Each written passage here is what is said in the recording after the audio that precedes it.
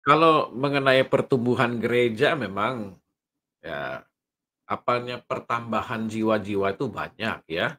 Cuman kan tidak ada data yang resmi, tetapi banyak orang yang sudah berpindah di kekristenan itu banyak. Cuman KTP-nya itu belum bisa diganti. Masih tetap agamanya Islam, tetapi orangnya sudah tidak di sana. Jadi Ya. pemerintah Eropa pengen pulangkan mereka ke negara asalnya lagi. Nah inilah saya bilang bagaimana sebuah ajaran ini, dimanapun mereka berada, mereka selalu bikin ribut. Mereka selalu bikin ulah. Karena memang itu ajaran, Pak. Kalau masih sedikit, mereka hormat. Sudah sama-sama, mereka mulai bargaining. Di atas itu, mereka mulai bikin peraturan. Kamu mesti ikut saya. Nah, itu memang sudah ajaran, Pak. Nyantai. Toh kalau Tuhan sudah patok orang bergereja di sini, Allah tarik ke sini. Allah sudah patok ke sana, Allah tarik ke sana. Biasa aja. Ini bukan perusahaan pribadi. Ini gereja, tempat memuliakan Allah dan memperbaiki orang-orang kotor. Saya lihat kadang-kadang gereja, saya dengar dari pendeta tertentu, satu gereja dibuka, pendeta lain sewa orang beda agama, suruh tutup gereja itu. Pendeta setan itu. Kurang ajar pendeta begitu, preman itu pendeta. Dia mau dia berkuasa sendiri, pendeta hati setan. Sorry to say. Bukan lagi mencari jiwa, mencuri jiwa. Saya katakan dari mimbar ini, semoga ada yang mendengar. Ngeri loh, ngeri. Ya, bayangkan gereja yang sudah ada disuruh pergi karena ada gereja yang mau buka. Buka dong gereja di Papua sana, kita dukung bareng-bareng, amin. Ya, depan udah ada gereja, buka di depannya, depan-depanan. Bahkan ini tempat yang sudah ada gereja, suruh pergi karena ada satu gereja yang lebih buka, yang lebih berkuasa. Assalamualaikum warahmatullahi wabarakatuh. Berjumpa lagi dengan Jadi AMC ya, channel yang mengedukasi dan menghibur.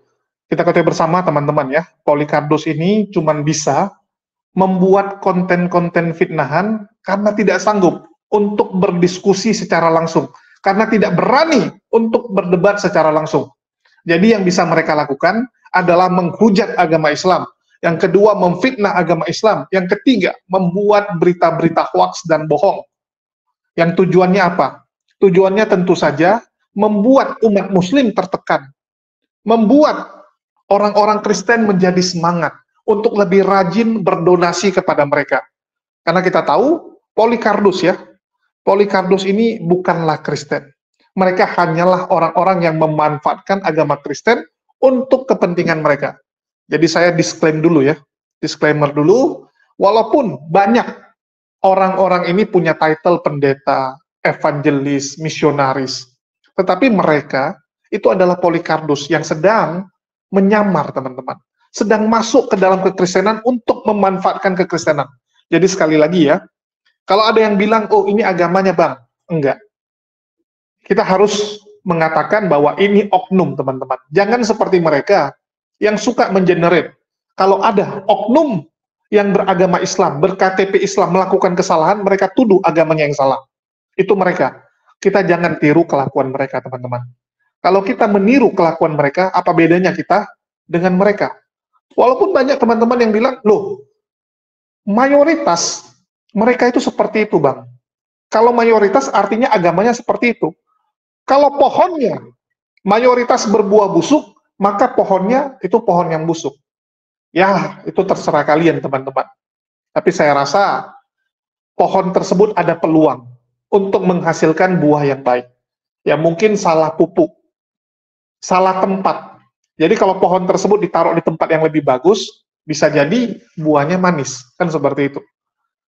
Jadi sekali lagi ya, walaupun banyak yang title-nya pendeta, tapi mereka Polycardos.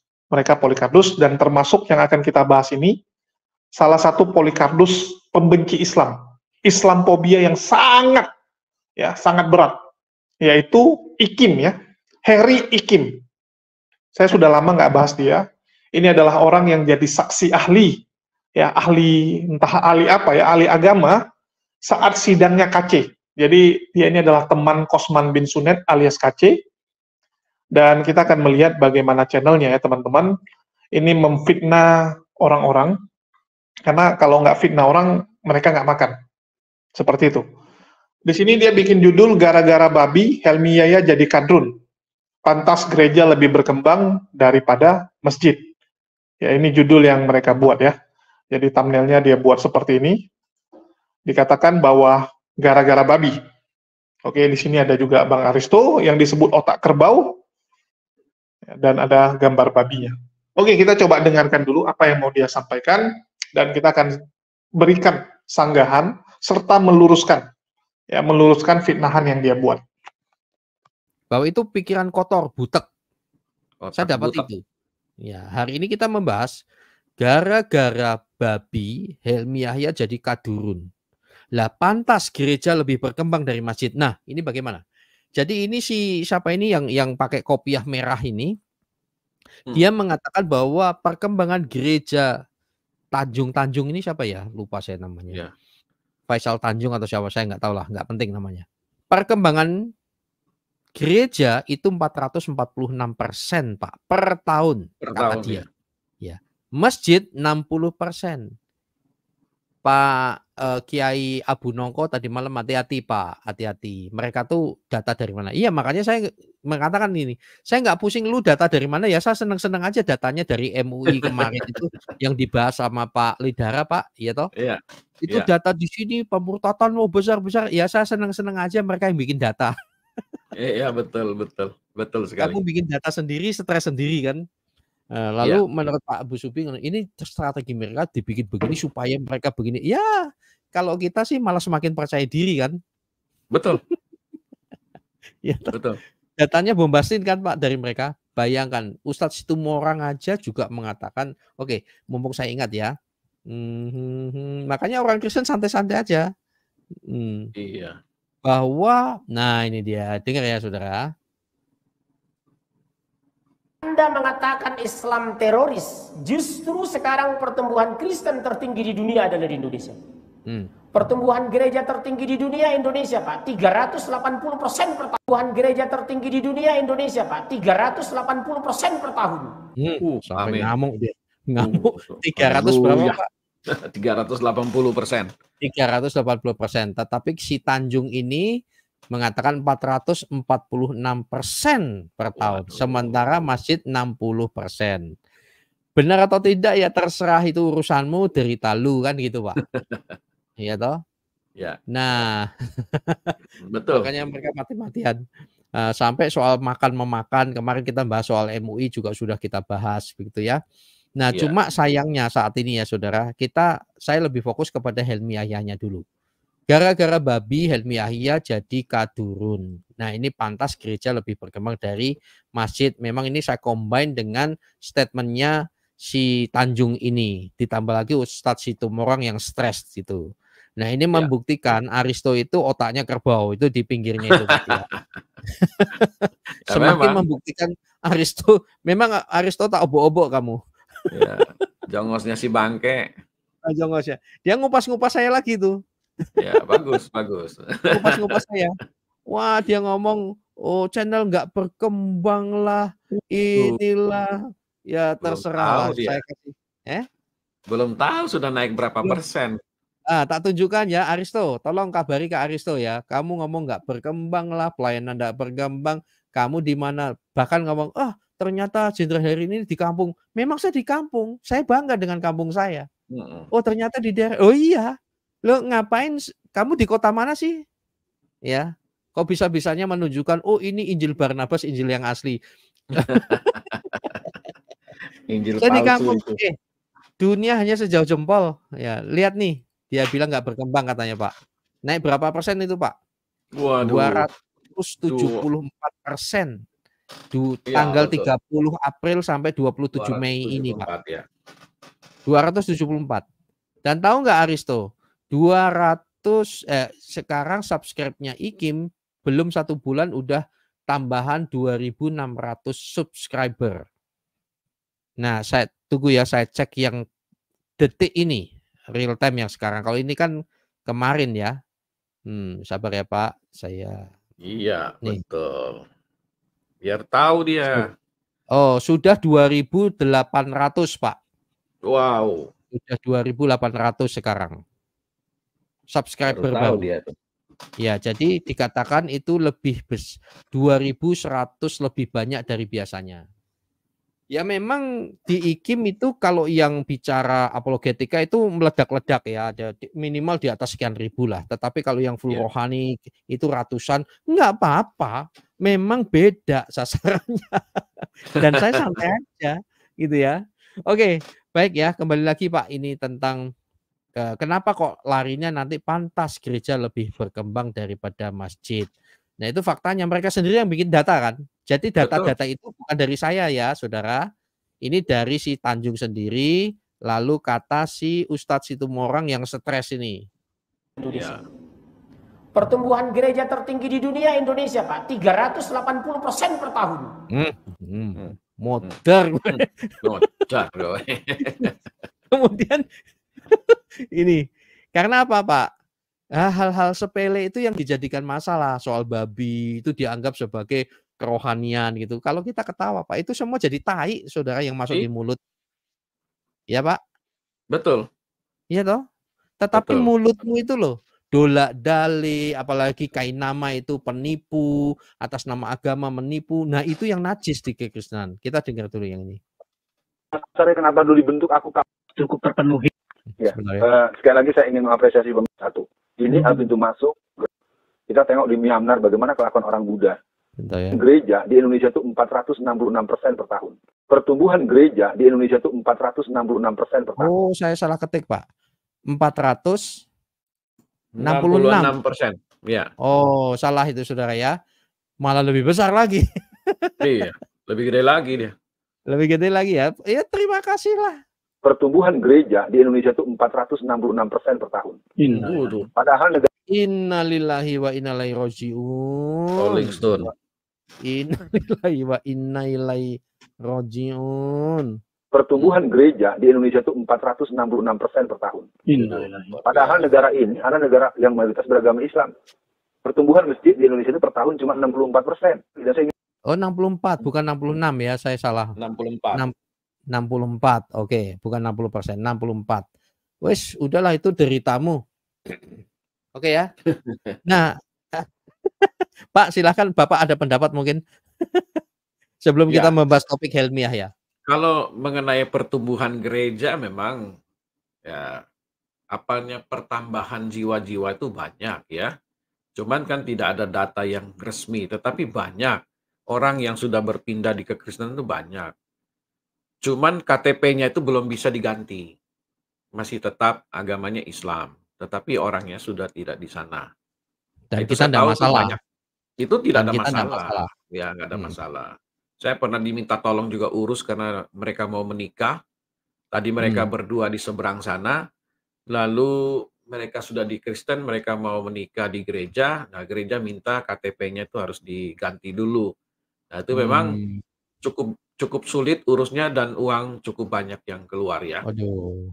Gitu loh. Dan itu memang banyak Pak Heri, banyak. Yang seperti itu banyak sekali. Nah, jadi kalau dia bilang gereja itu bertumbuhnya pesat, ya saya yakin memang betul. Cuman ya? Berapa persen kita nggak tahu. Kalau dia sebut 400 lebih persen, 466% ya terima kasih puji Tuhan. Pak Ustadz, puji Tuhan. Ya kan kalau itu bisa 500% lebih bagus lagi. Saya terima kasih banyak gitu. Iya. Ustadz Situmorang mengatakan 300% sambil mengambil. 360% dia bilang. Iya. Nah, saya nggak tahu tuh data dari mana Pak Heri. Tapi ya kita senang-senang aja, terima kasih banyak. Iya, sudah dibantu datanya. Ya, sudah dibantu gitu. Iya. Nah, ini guru gembul nih, Pak. Nah, banyak di mana-mana. Ada jutaan orang-orang Islam yang murtad dari agamanya gara-gara banyak kali alasan. Tetapi ustadz-ustadz, ulama-ulama dan sebagainya banyak di antara mereka yang malah memberitakan hal yang sebaliknya. Di Amerika Serikat berbondong-bondong masuk Islam, di Eropa berbondong-bondong masuk Islam, ribuan umat muslim masuk Islam setiap hari dan sebagainya. Itu kan sebenarnya berita bohong. Itu betul ya, Pak ya? Iya. Tuh lihat, jutaan muslim murtad dari agamanya. Itu kan yang ngomong guru gembul ya. Terima kasih. 2023 itu sekitar 248,37 juta. Tahun 2024 236 juta. Wow. Ya. Luar biasa. Ya. Pusing, Pak. Mereka. Kalau saya sih santai aja. Wong itu tuh karya Tuhan gitu kan. Mumet randasmu. Nah, cuma ini Guru Gumbul jujur nih, Pak. Betul kan? Bapak sering kan diserang gini, Eropa mualaf, ini. Ya toh, kadang-kadang gitu, kamu data dari mana gitu loh. Tapi nggak masalah lah. Coba cek aja agama terbesar di dunia, tetap Kristen, Pak, bertahun-tahun sampai sekarang. Pak King, silahkan pendapat Anda. Iya, memang kalau kita lihat di Eropa itu kan banyak perpindahan dari Timur Tengah kan, mereka diancam lari keluar, kemudian pindah ke Eropa. Di sana di Eropa mereka dikasih makan, dikasih pekerjaan, ya, dikasih uang saku dan lain sebagainya. Mereka nyaman di Eropa. Nah, tetapi belakangan ini kan mereka malah ingin menyerang negara Eropa yang di mana mereka berdiam. Mereka ingin membuat syariat di negara itu. Jadi belakangan ini kan banyak terjadi konflik ya. Jadi pemerintah Eropa pengen pulangkan mereka ke negara asalnya lagi. Nah, inilah saya bilang bagaimana sebuah ajaran ini dimanapun mereka berada, mereka selalu bikin ribut. Mereka selalu bikin ulah. Karena memang itu ajaran, Pak. Kalau masih sedikit, mereka hormat. Sudah sama-sama mereka mulai bargaining. Di atas itu mereka mulai bikin peraturan. Kamu mesti ikut saya. Nah, itu memang sudah ajaran, Pak.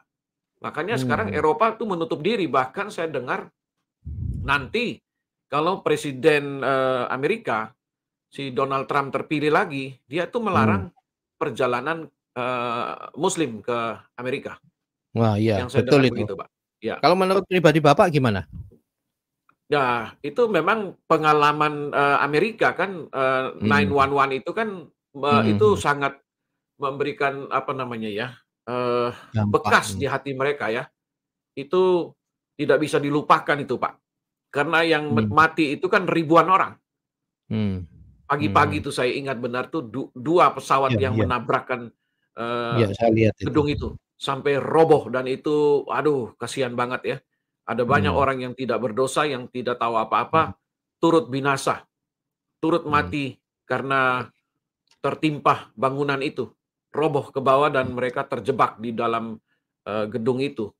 Dan memang itu sangat, kalau kita nonton videonya sampai sekarang masih ada tuh, luar biasa tuh, sedih banget itu, Pak. Dan itu membekas di Amerika. Makanya presiden yang tegas ini sekarang saya lihat ini adalah Donald Trump ini.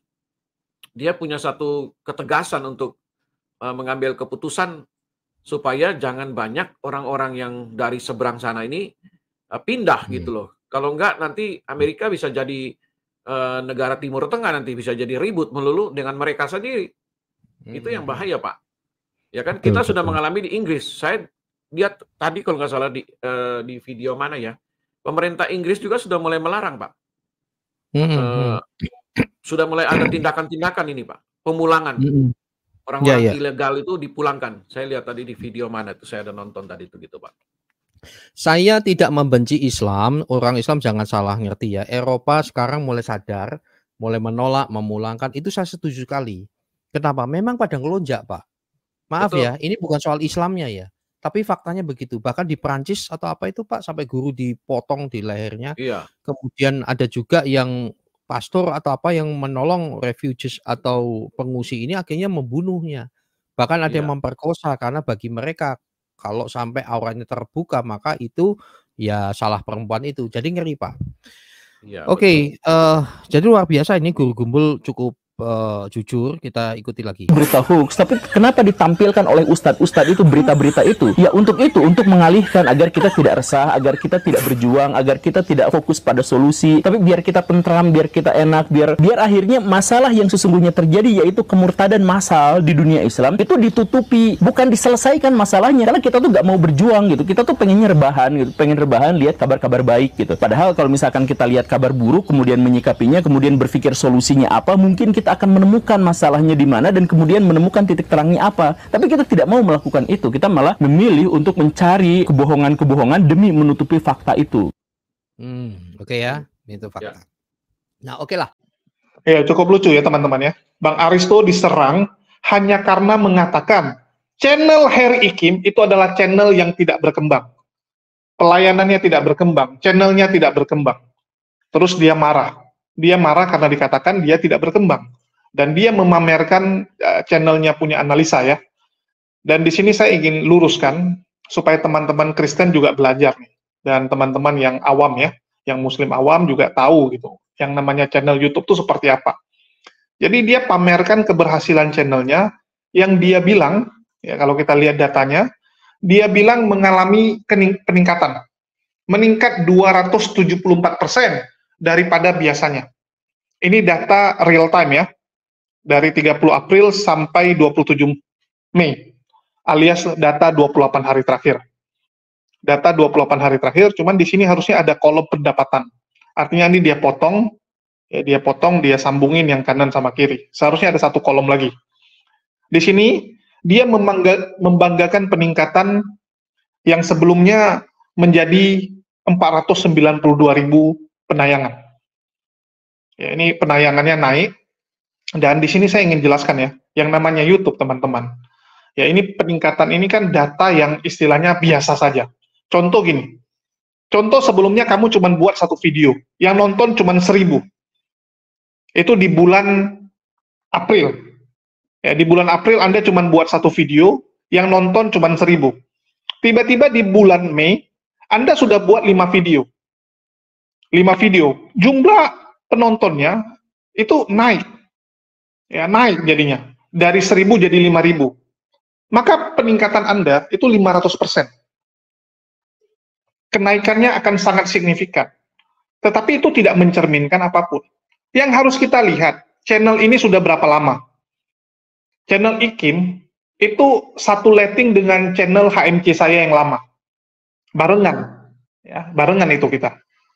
Terus kalau kita lihat, jumlah subscribernya sampai sekarang 65.000. Kenaikan cuma 2.600. Dalam 1 bulan atau 28 hari, kenaikannya cuma 2.600. Ini menyedihkan, teman-teman. Channel yang begitu lama cuma segini subscriber. Terus dia bilang, wah kenaikannya tinggi.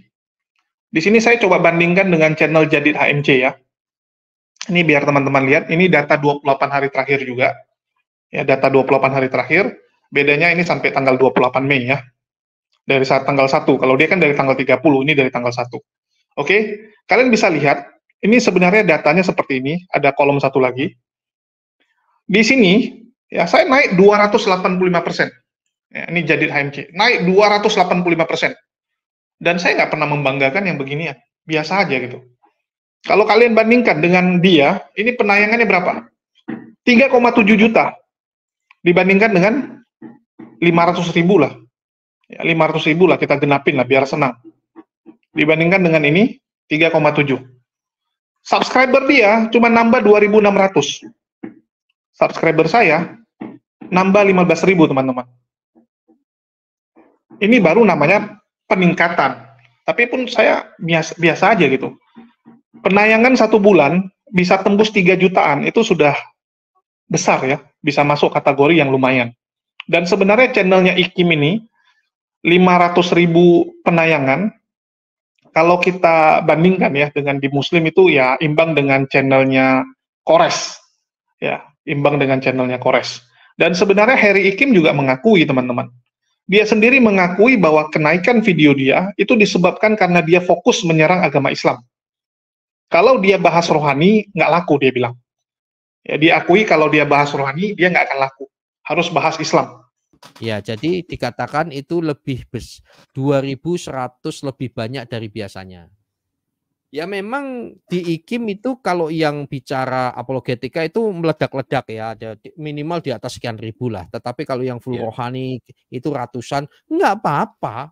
Memang beda sasarannya. Jadi dia naik karena sekarang sibuk dengan channel fitnahannya. Kalau sebelumnya dia mungkin lagi nggak ada bahan fitnah atau lagi kabur, karena dia termasuk yang penghujat kelas berat. Ya bisa dibilang salah satu yang kelas berat.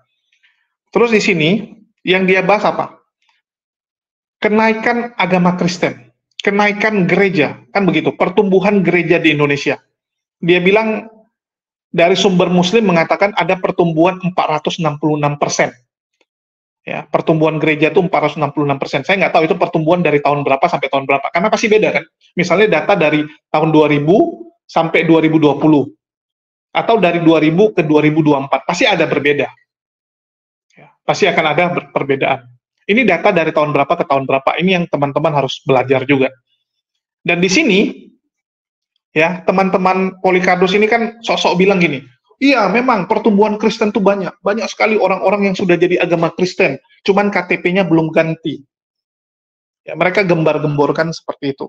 Seakan-akan pertumbuhan Kristen itu 466%. Halo? Yang dikatakan itu pertumbuhan gereja, teman-teman. Ini yang saya harus luruskan ya.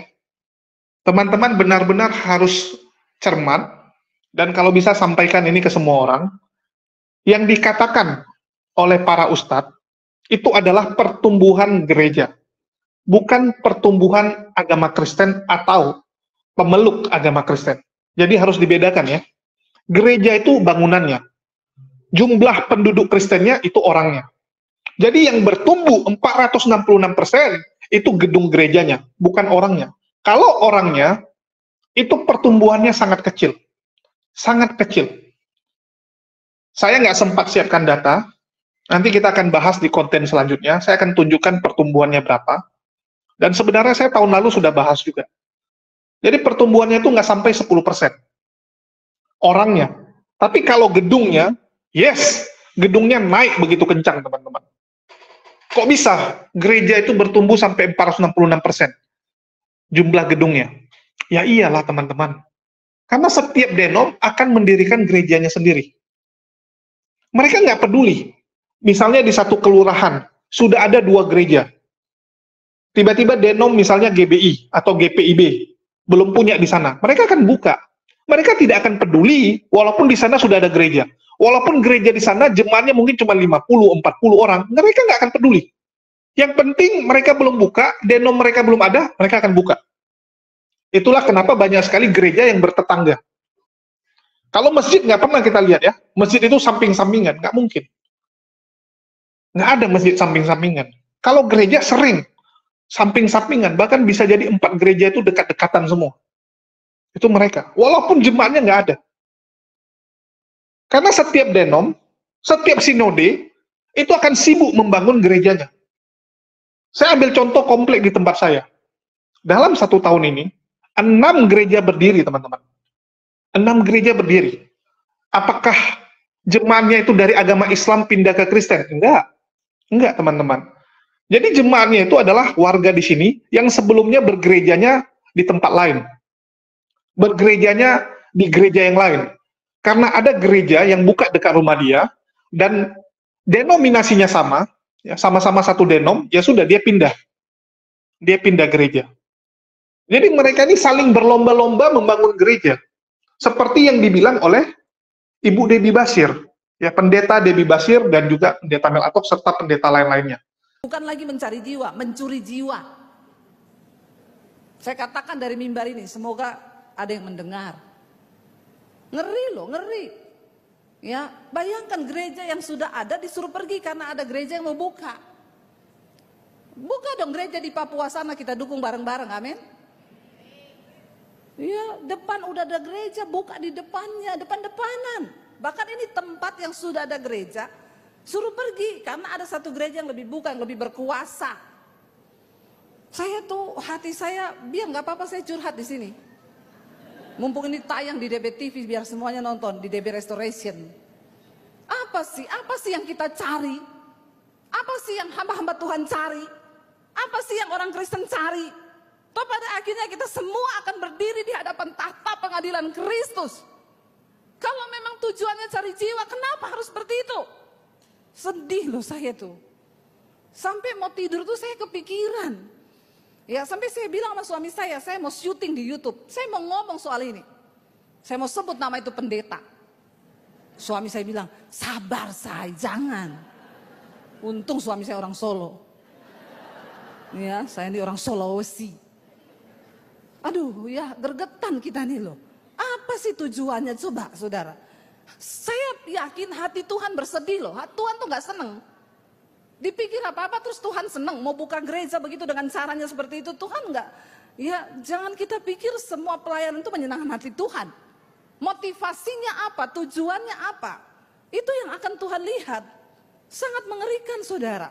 Kalau engkau buka gereja di tempat yang memang nggak ada gereja, di situ engkau memenangkan wilayah itu, ya di daerah NTT, Papua sana itu sangat minim. Ayo rame-rame buka gereja di sana. Mau visi 2.000 gereja, 3.000 gereja, monggo. Saya bukakan karpet merah. Tapi kalau sudah begini kan saudara ya yang diteleponi juga jiwa-jiwanya orang lain, pengerjanya orang lain diteleponi suruh ikut. Apa saudara? Apa yang kita cari? Dari mimbar ini saya mau sampaikan, hamba-hamba Tuhan buka hati nuranimu.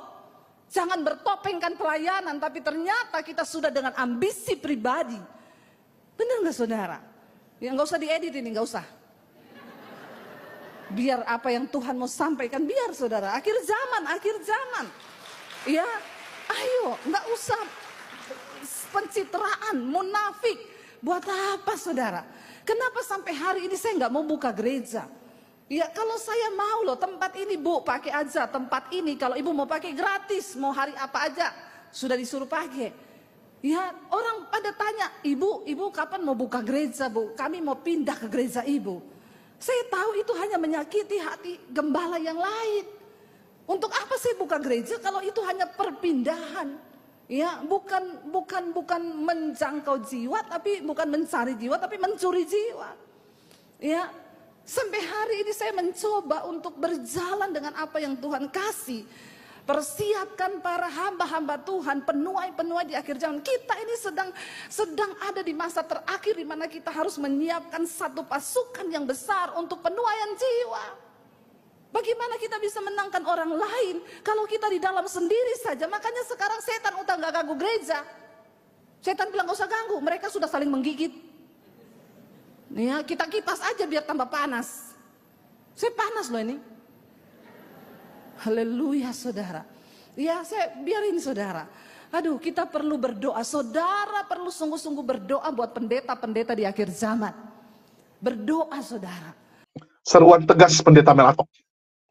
Lagi-lagi doa buat orang lain. Kamu dan semua orang kudus. Itu kayak kita semua gereja. Jangan doa kasih gereja kosan aja. Pernah doa buat GMS gak? Ini saya tanya jujur nih. Pernah doa buat GSJS gak? Nah, saudara harus bertobat. Loh, kenapa enggak boleh doa buat mereka? Pernah enggak doa buat GSJA? Nah, bertobat.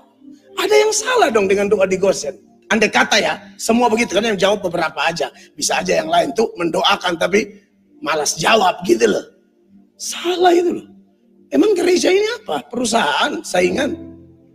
Sorry to say, ada yang tak beres itu hati kita.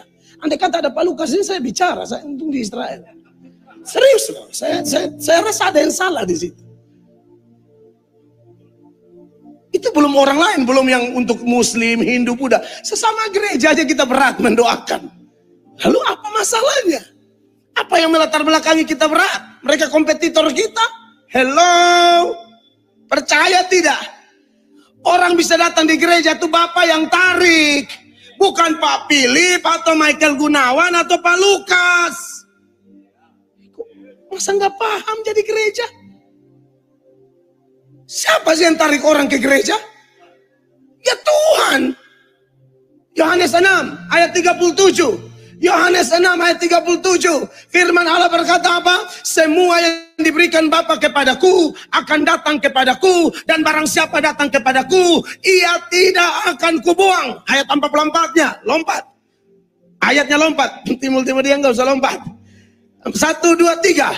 Tidak ada seorang pun yang dapat datang kepadaku jikalau ia tidak ditarik oleh Bapa yang mengutus aku, dan ia akan kubangkitkan pada akhir zaman.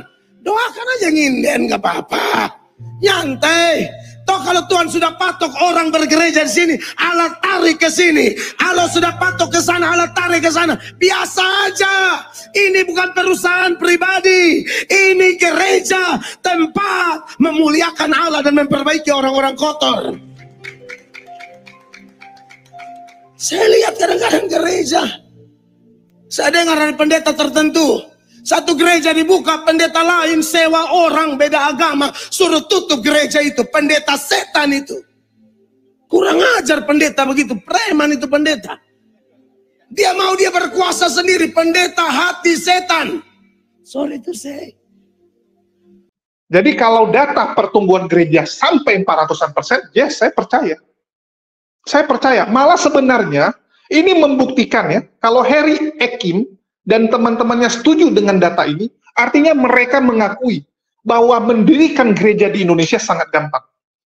Mendirikan gereja itu sangat gampang di Indonesia. Jadi bukan seperti yang difitnah oleh para Polikardus bahwa umat muslim melarang pembangunan gereja. Nggak ada itu. Ya. Kalau ada gereja yang dilarang dibangun, itu karena memang gereja tersebut sangatlah melanggar peraturan. Biasanya kalau langgar-langgarnya dikit, itu diizinkan. Misalnya cuma kurang berapa orang, atau ada prosedur yang belum selesai, jadi sambil jalan, sambil dikerjain, itu biasa tutup mata. Jadi gereja itu begitu gampang berdiri di Indonesia. Kalau ada yang fitnah, umat muslim mempersulit, itu jelas-jelas adalah hoax.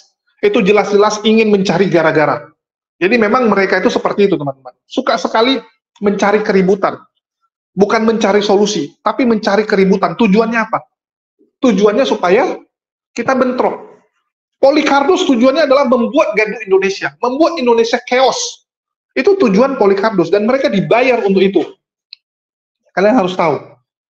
Ya, jadi pertumbuhan gereja kencang, sedangkan pertumbuhan jemaatnya, manusianya enggak. Bagaimana dengan Islam? Dia tunjukkan data dari Guru Gembul ya. Disampaikan oleh Guru Gembul bahwa Islam turun dari 2023 ke 2024. Ya, 2023 ke 2024 itu ada penurunan dia bilang. Nah, di sini saya ingin katakan bahwa data yang disampaikan Guru Gembul itu salah. Mohon maaf. Niat dari Guru Gembul bagus, memotivasi umat muslim agar jangan terlena, agar jangan tertidur, agar sadar bahwa banyak saudara-saudara kita yang terpengaruh, banyak saudara-saudara kita yang ditarik oleh agama sebelah. Tujuannya adalah umat muslim supaya terbangun. Terbangun dari mimpinya. Sadar bahwa ini ancaman yang nyata. Tujuannya bagus, tapi data yang dia sampaikan salah. Saya harus katakan itu ya. Yang pertama, kenapa saya bilang salah? Teman-teman, ya, teman-teman, 2024. Pertengahan tahun saja belum, teman-teman. Kita belum selesai tahun 2024. Jadi data 2024 ini belum ada. Data penduduk 2024 itu nanti lagi disensus, belum selesai.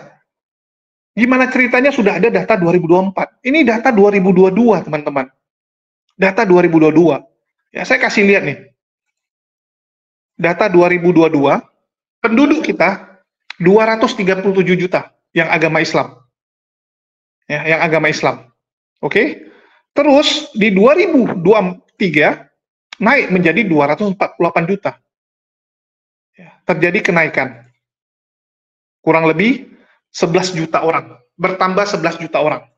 Jadi kalau dibilang, oh ini 11 juta dari orang yang Kristen pindah Islam ya? Enggak. Ya. Kalau orang Kristen ada 11 juta pindah ke Islam, udah habis mereka. Udah habis mereka. Ini enggak. Ini karena memang pertumbuhan penduduk Indonesia itu termasuk kencang. Jadi ini dari kelahiran. Kenapa ada pertumbuhan 11 juta? Karena ada kelahiran. Ada kelahiran penduduk. Kelahiran bayi-bayi yang agamanya Islam. Ya, ini biar kalian tahu. Oke?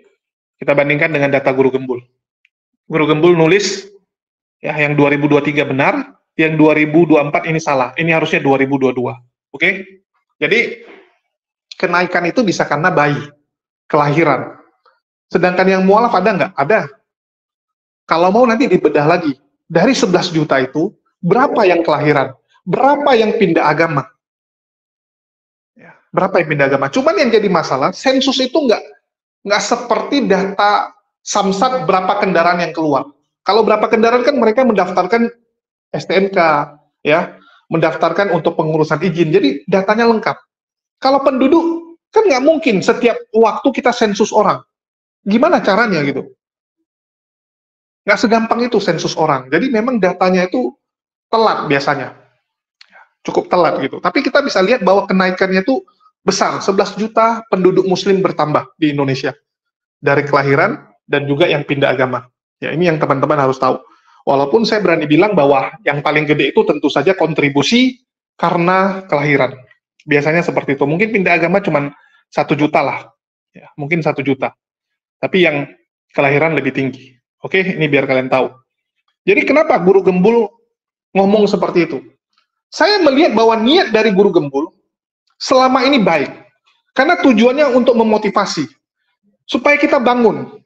Karena banyak umat muslim di luar sana yang nggak peduli dengan agamanya, yang nggak peduli tetangganya setiap hari itu didatangi misionaris, diajak untuk pindah agama. Kita nggak peduli. Banyak umat muslim yang nggak peduli dengan perbandingan agama karena mereka merasa untuk apa bahas agama orang, untuk apa tahu agama orang. Udah fokus agama sendiri. Mereka nggak lihat ancaman ini begitu nyata. Apa tujuan perbandingan agama? Coba saya tanya. Apa tujuan perbandingan agama? Supaya kita bisa tahu dan kita bisa menjelaskan kepada orang. Menjelaskan kepada keluarga kita. Saya ambil contoh. Ini ada salah satu penonton ya, yang mengundang Ustadz Wafi itu. Yang mengundang Ustadz Wafi ke Jakarta. Itu ibu ini ya.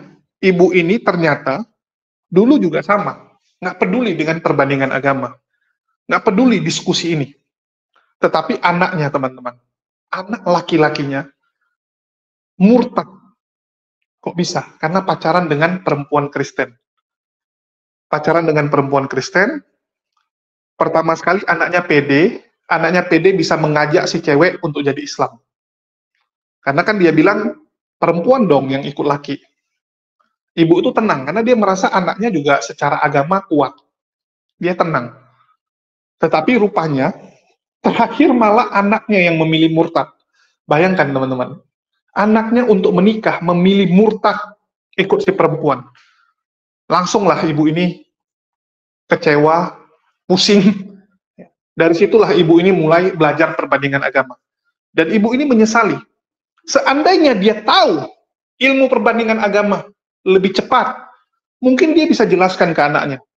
Dia bisa kasih tahu ke anaknya, nanti kalau kamu ketemu dengan pacar kamu, ya kalau dia bilang gini, jawabannya gini, ini gini, gitu kan. Jadi minimal anak itu sudah sanggup untuk menangkal pacarnya ini. Doktrin-doktrin yang disampaikan. Jadi tujuan perbandingan agama itu, teman-teman. Kalau ada misionaris datang ke rumah kalian, dia mau menginjili kalian, minimal kalian bisa menginjili dia balik. Menginjili dia balik, supaya dia yang bertobat. Ya, bertobat dalam versi Islam ya. Itu tujuannya. Jangan sampai keluarga kita, teman kita, sahabat kita, ada yang murtad. Dan kita menyesali itu. Kita menyesali itu karena kita nggak tahu bagaimana menjawab pertanyaan-pertanyaan mereka. Itulah kenapa wajib melek perbandingan agama. Dan saya untuk hal ini mendukung guru gembul. Agar umat muslim terbangun dari nina bobok yang panjang ini. Kita selama ini merasa, wah kita mayoritas kok, santai aja kok. Kalaupun ada yang murtad, kecil, nggak apa-apa. Nggak apa-apa tuh yang murtad gitu kan. Dia nggak berpikir, ini bisa jadi bola. Bola yang menggelinding seperti bola salju. Makin rame. Kita lihat bagaimana orang yang sudah murtad, itu dijadikan pasukan-pasukan oleh mereka. Contoh, Effendi Kusman, Saifuddin, Kosman bin Sunet, Fatimah Sedekah, Fadilah Hafiz. Mereka dipakai untuk apa? Mempengaruhi sebanyak mungkin yang Islam-Islam. Dengan cara apa? Menawari duit lah, ya mengatakan bahwa di sini lebih enak, nggak ada aturan, bebas dan sebagainya. Segala cara mereka lakukan. Ini hati-hati teman-teman. Hati-hati. Ya, kita tahulah bagaimana propaganda demi propaganda mereka buat, fitnahan demi fitnahan mereka buat. Terus mereka membanggakan kejadian 9/11. Ya, mereka bilang bahwa agama Islam ini adalah agama yang dimanapun kalau mereka berada selalu membuat ulah dan keributan. Lantaran memang ajaran agama Islam mengajarkan seperti itu. Ini fitnahan yang jahat sekali ya. Yang jahat sekali. Ini, dengar sekali lagi nih. Jadi pemerintah Eropa pengen pulangkan mereka ke negara asalnya lagi. Nah inilah saya bilang bagaimana sebuah ajaran ini, dimanapun mereka berada, mereka selalu bikin ribut. Mereka selalu bikin ulah. Karena memang itu ajaran, Pak. Kalau masih sedikit, mereka hormat. Sudah sama-sama, mereka mulai bargaining. Di atas itu, mereka mulai bikin peraturan. Kamu mesti ikut saya. Nah, itu memang sudah ajaran, Pak. fitnahan yang benar-benar jahat dari mereka.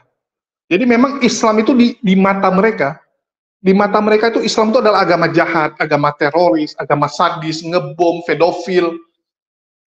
Jadi menurut kalian bagaimana kita menghadapi orang seperti ini? Ya, coba saya tanya. Ini buat teman-teman muslim yang awam ya, yang nggak tahu tentang perbandingan agama.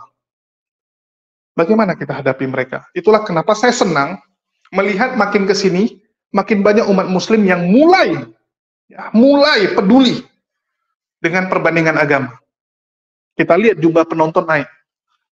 Bang Zuma dulunya live 1000-an, sekarang sudah 2000, 3000. Di TikTok yang sebelumnya 1000-an, sekarang sudah 4000, 5000, bahkan kadang 9000 kalau lagi seru. Jumlah penonton saya juga mengalami kenaikan. Ya. Artinya apa? Makin banyak orang yang peduli dengan agama. Makin banyak orang-orang yang tidak tinggal diam lagi, melihat agamanya dihujat, dihina. Mereka menggunakan segala cara, teman-teman. Misionaris, Polikarpus, ini menyerang kita dari segala arah. Misionaris dipakai untuk ke daerah-daerah. Sedangkan Polikarpus digunakan untuk apa? Menghujat Islam, memfitnah Islam, membuat berita-berita bohong. Seperti yang dilakukan oleh Harry Ikim ini. Harry Ikim ini membanggakan kenaikan gereja. Tapi, nanti di konten lain, dia akan bilang pendirian gereja susah. Di konten lain dia akan teriak-teriak, wah, gereja dipersulit. Nah, tapi di satu sisi, di konten yang lain dia ngomongnya pertumbuhan gereja kencang. Ya, pertumbuhan gereja kencang artinya pertumbuhan umat kencang. Halo? Enggak kok. Pertumbuhan umat Kristen enggak kencang. Hanya berdasarkan kenaikan juga. Kenaikan kelahiran. Ini biar kalian tahu. Jumlah gerejanya yang tambah banyak. Dan makin banyak juga gereja yang sebelumnya jemaatnya 100, tiba-tiba tinggal 50, tinggal 40, dan lama-lama tutup. Banyak gereja-gereja yang nggak bisa bersaing, yang akhirnya terlindas oleh gereja besar. Banyak sekali, silakan dicek. Banyak sekali gereja-gereja raksasa bermunculan dan dia memakan gereja-gereja kecil. Ambil contoh, gereja karismatik, GBI. Coba lihat di GBI. Itu jemaatnya, itu juga banyak yang mantan-mantan gereja-gereja suku. Gereja HKBP, banyak jemaatnya pindah ke GBI. Apalagi yang kalangan anak-anak muda. Ya, kalangan anak muda. Mereka bilang lebih enak di gereja karismatik. Lagunya semangat. Lokasinya biasa di mall. Jadi selesai beribadah, bisa langsung jalan-jalan. Jadi persaingan antar gereja itu keras. Keras. Dan kita lihat banyak gereja sekarang hidup segan mati tak mau. Banyak. Apalagi gereja-gereja yang ya nggak bisa bersaing lah. Jadul, marketingnya nggak jago. Itu yang terjadi. Terus kalau dibilang umat muslim ya, dimanapun berada membuat ulah, membuat keributan, coba saya tanya. Umat muslim, mayoritas di Indonesia, bagaimana damainya Indonesia? Kenapa kalian terus ya ingin mencari gara-gara, ingin membuat kemarahan umat muslim, memancing supaya kita itu jadi keras? Nah, ini kan nggak baik. Saya berharap ya, pemerintah ini benar-benar turun tangan, karena memang ada upaya dari sekelompok orang ini, dari Polikarpus ini, ingin memecah negara kita. Terus memancing amarah umat muslim. Karena mereka tahu gitu, umat muslim ini pasti akan marah suatu saat. Ya, begitu umat muslim marah, mereka bisa playing victim. Mereka bisa membuat kegaduhan. Jadi memang ini dibayar, teman-teman. Berkali-kali saya ingatkan ya, Polikarpus ini dibayar untuk membuat keributan. Hati-hati. Hati-hati, kalau kita nggak bijak, ini bahaya. Oke, mungkin itu aja yang bisa saya sampaikan untuk kali ini, dan kita akan lanjut ya. Karena cukup panjang yang dia sampaikan, fitnahan-fitnahan yang dia buat begitu panjang, jadi kita terpaksa harus potong-potong untuk menjawab satu persatu. Ya, jadi memang ini adalah kumpulan Islamophobia. Kumpulan orang-orang yang Islamophobia. Harry Ikim ini termasuk yang paling membenci Islam, teman-teman. Konten-kontennya itu jahat sekali. Ya, penuh kebencian. Mungkin itu aja yang bisa saya sampaikan. Makasih buat teman-teman semua yang udah menyimak dan mendukung channel ini. Makasih buat semuanya. Di akhir kata saya ucapkan, wassalamualaikum warahmatullahi wabarakatuh. Sampai jumpa di lain kesempatan.